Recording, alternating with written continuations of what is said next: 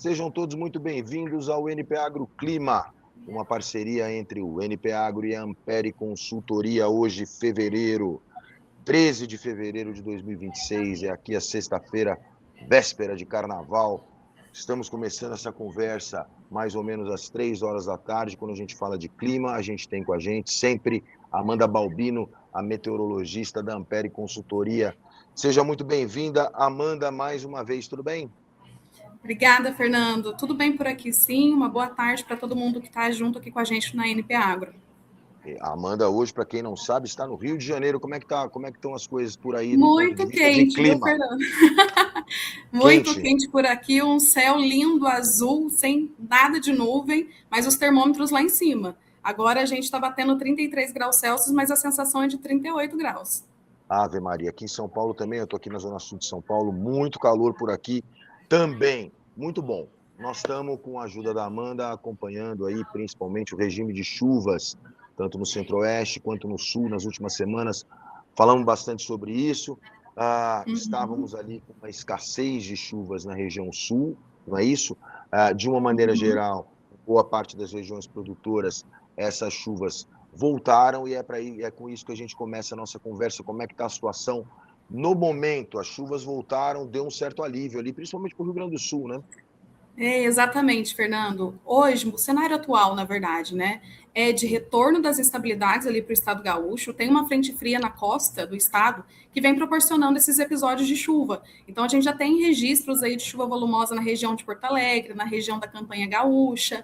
Então, essa condição aí dessa frente fria influenciando o estado também vai levar chuva para as outras áreas, para os outros estados da região sul nos próximos dias.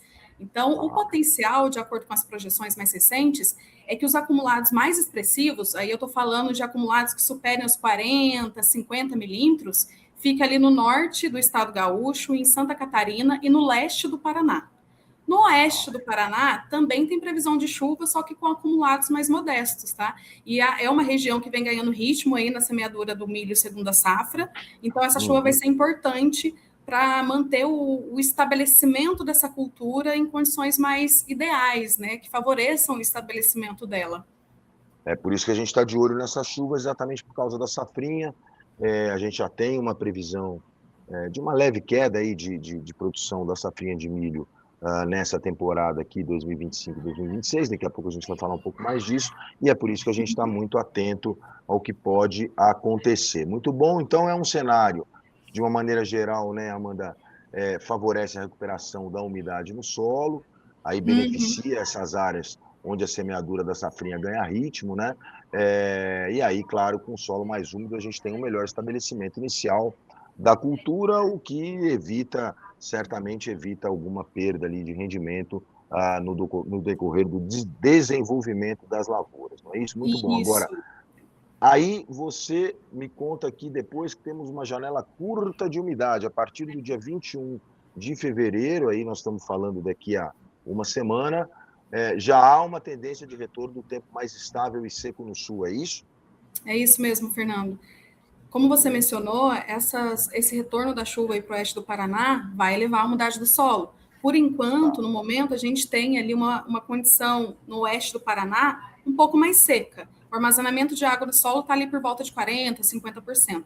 Com o retorno aí das chuvas, esse armazenamento pode chegar até 70%, de acordo aqui com as nossas previsões, as nossas estimativas. Então, vai ser ideal para ter essa recuperação da umidade do solo e favorecer o estabelecimento do milho safrinha, né, nessas áreas que já estão sendo plantadas, mas depois essa janela vai ser realmente curta, né? O tempo volta a ficar mais seco, mais estável e mais quente na região, porque a chuva tende a se concentrar agora nas áreas centrais a partir da semana que vem, ali em torno do dia 20, dia 21, a gente vai ter um novo canal de umidade entre o Mato Grosso e a região sudeste do país, e aí, como sinal compensatório, o sul do país tende a ficar mais seco. Então, a gente vai ter essa janela novamente de estabilidade. E quando que a chuva retorna de novo, né? Um outro momento de retorno para a chuva no sul? Na virada do mês de fevereiro para março, ou seja, ali em torno do dia 27, 28 a 1º de março, a gente tem instabilidades previstas para o sul novamente, só que as incertezas ainda são maiores, né, devido a é um período mais estendido, então ainda tem incerteza na distribuição e na intensidade dessas chuvas que estão previstas aí para o final de fevereiro e início de março. Muito bem, quer dizer, nós estamos aprofundando um pouquinho o que disse aqui a Conab, né, a Companhia Nacional de Abastecimento. Essa semana soltou mais um boletim detalhado aí sobre a nossa safra de grãos. Sobre clima, a Conab fala aqui, né, as previsões climáticas para os próximos 3 meses, de acordo com o modelo do INEMET, indica que a ocorrência de chuvas acima da média na maior parte da região Nordeste, das regiões, né, Nordeste, Centro-Oeste e Sudeste, além de algumas áreas do Sul da região amazônica, e chuvas abaixo da média são previstas para as regiões Sul e Norte. Nós estamos falando isso de uma maneira geral para os próximos 3 meses, né? E aí tem uma outra coisa interessante, claro que a gente sempre gosta, que está no nosso imaginário, está na nossa realidade, que é toda a questão do Laninha, El Ninho, etc, etc. Então, a Conab estava aqui nos contando que nos modelos dela, nesse trimestre, fevereiro, março e abril, temos uma ocorrência de Laninha, mas um Laninha neutro. É isso?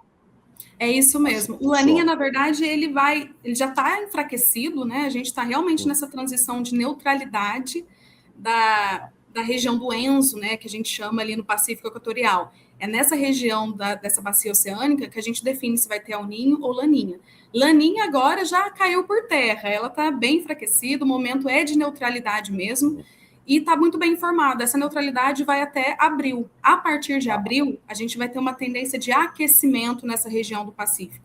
E aí a gente vai ter uma transição para o El Ninho, que deve vir aí em maio, em junho, ou seja, na transição do outono para o inverno. A gente já falou um pouquinho também sobre isso aqui, né? E essa condição de El Ninho no inverno, para as áreas centrais, não traz um impacto tão significativo para a chuva, é mais uma questão de aumento das temperaturas, né? Ficar um inverno menos rigoroso ou então mais quente do que é o esperado para a época do ano. E no sul, a tendência é de trazer mais chuva, mais episódios aí de precipitação.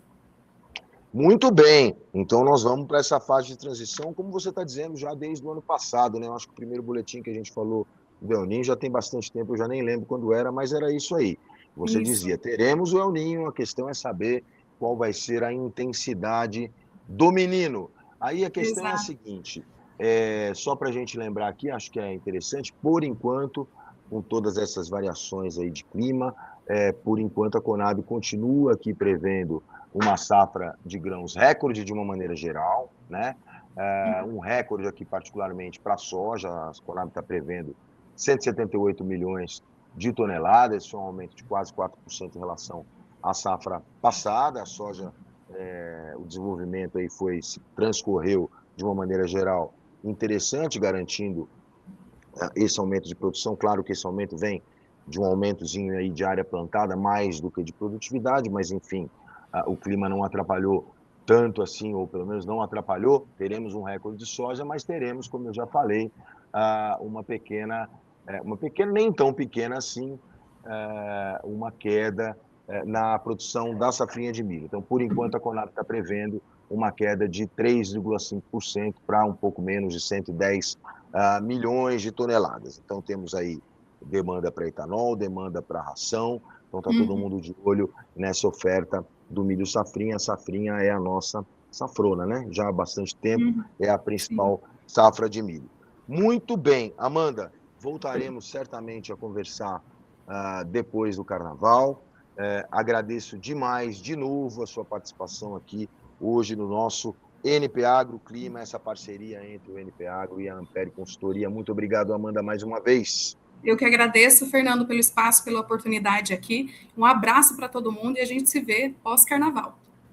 Muito bem, hoje no comando das picapes, Alisson Siqueira. Lembrando que o nosso NP Agro Clima está disponível no YouTube, está disponível no npagro.com.br, está disponível nas mídias sociais do NP Agro, nas mídias sociais da Amanda e da Ampere Consultoria. Gente, muito obrigado, feliz Carnaval a todos e até a próxima.